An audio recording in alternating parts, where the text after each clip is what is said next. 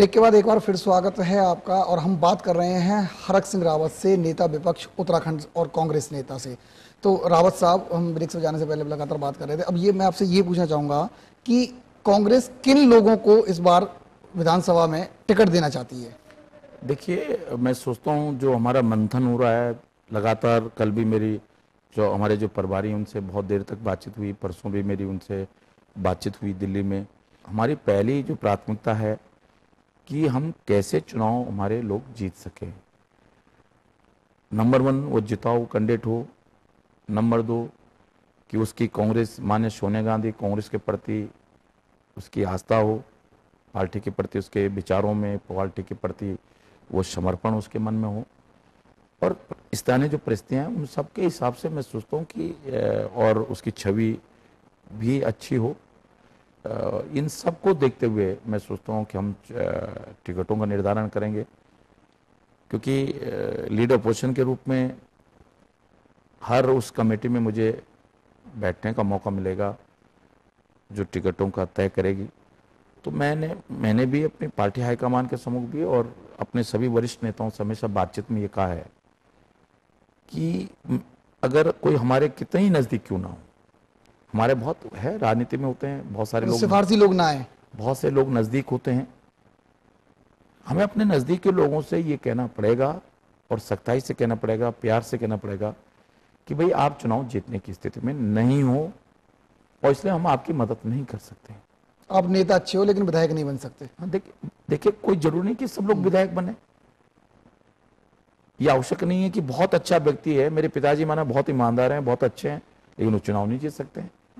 चुनाव जीतने के लिए, चुनाव लड़ने के लिए बहुत सारी चीजें चाहिए, व्यवहार चाहिए, संसाधन चाहिए, जनता की मनोविज्ञान को समझने वाला व्यक्ति चाहिए। आजकल तो पैसा भी चाहिए, मीडिया से कैसे उसके संपर्क हैं ये भी चाहिए। मैंने कहा ना, संसाधन भी चाहिए, संसाधन में पैसा भी आ गया। हर देखो, राजनीति कोई साधु सन्यासियों का विषय नहीं है। कितने सिटिंग विधायक के टिकट काटने के चक्कर में है कांग्रेस उत्तराखंड में? पहले भी कहा है ये आवश्यक नहीं है, क्योंकि लीडर ऑपोजिशन के रूप में, सेल्फ विधायक दल के नेता के रूप में मैंने हमेशा इस बात को कहा है कि अगर कोई विधायक है और वो चुनाव नहीं जीत सकता है, हमें मालूम है नहीं जीत सकता चुनाव, वो चीज किसी से छिपी नहीं है। हमारे 20 विधायक हैं, प्रदेश अध्यक्ष यशपाल आर्य और मुझ सहित जो है हम 20 विधायक हैं। अब 20 विधायकों की हमारे पास एक एक विधायक की स्थिति का आंकलन हमारे पास है और कई तरह से हम लोग आंकलन कर रहे हैं, रिपोर्ट हमारे पास है। हमने कांग्रेस एक इंटरनल रिपोर्ट तैयार कर रही है, अपने सिटिंग जो विधायक हैं उनके खिलाफ एक रिपोर्ट तैयार कर रही है। खिलाफ से मतलब उनके नजरिए को जान रही है कि क्या ये चुनाव जीत पाएंगे या नहीं जीत पाएंगे। अभी तक कितने ऐसे विधायक सामने आए हैं कि जिनकी स्थिति डामाडोल है? अभी आंकलन पूरी तरह नहीं हुआ है, लेकिन ये निश्चित रूप से कुछ विधायकों के बारे में मुझे भी आशंका है, क्योंकि मैंने कहा ना कि मैं बहुत चुनाव लड़ चुका हूं और इसलिए चुनाव लड़ने का, जीतने का एक अनुभव मेरे पास है। तो मुझे भी अंदाजा है कि कुछ लोग हमारे सिटिंग विधायकों में इस तरह के लोग हैं जो इस समय चुनाव जीतने की स्थिति में नहीं है। पार्टी हाईकमान के सम्मुख हम अपने विचार रख सकते हैं, उनसे पार्टी हाईकमान के बारे में हम हर विधायक की जो स्थिति है हमारे अनुसार या जो जनता में उनकी स्थिति है उसके बारे में हम लोग बताएंगे। बाकी निर्णय पार्टी हाईकमान लेगा कि जो हमारी चुनाव कमेटी होगी, माननीय सोनिया जी निर्णय लेंगी कि भाई इस पर क्या करना चाहिए। लेकिन ये निश्चित रूप से मैं तो व्यक्तिगत रूप से इस विचार का हूँ कि आवश्यक नहीं है कि सेटिंग गेटिंग हो, ये आवश्यक नहीं, कोई वो नहीं है कि जो एक बार विधायक हो गया तो उस विधानसभा उसकी बपोती हो गई।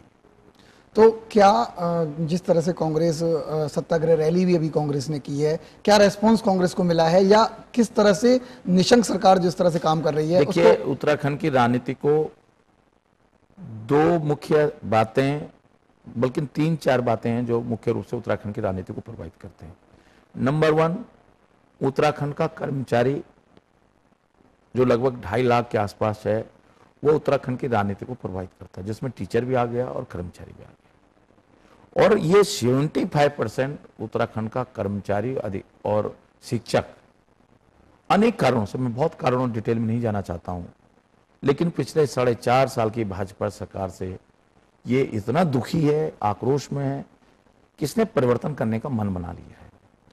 इसी तरह उत्तराखंड का जो 5 लाख बेरोजगार नौजवान है, जो रजिस्टर्ड नौजवान है, और इसकी संख्या और अधिक। बीजेपी ने 70% रोजगार की गारंटी दी थी अपने मैनिफेस्टो में। तो मैनिफेस्टो में दी थी, कितना लोगों को रोजगार दिया है। उन्होंने कहा था कि हम रोजगार देंगे। क्या जो सेलाकुई में या जो उद्योगों में जो रोजगार मिला है, आप उसको रोजगार मानते हैं क्या? वो तो 14-14 घंटे काम कराया जा रहा। आपने तो पूरा सीरियल चलाया था आपके चैनल ने, सेलाकुई पे और रोशनाबाद के उद्योगों में जो शोषण हो रहा है नौजवानों का।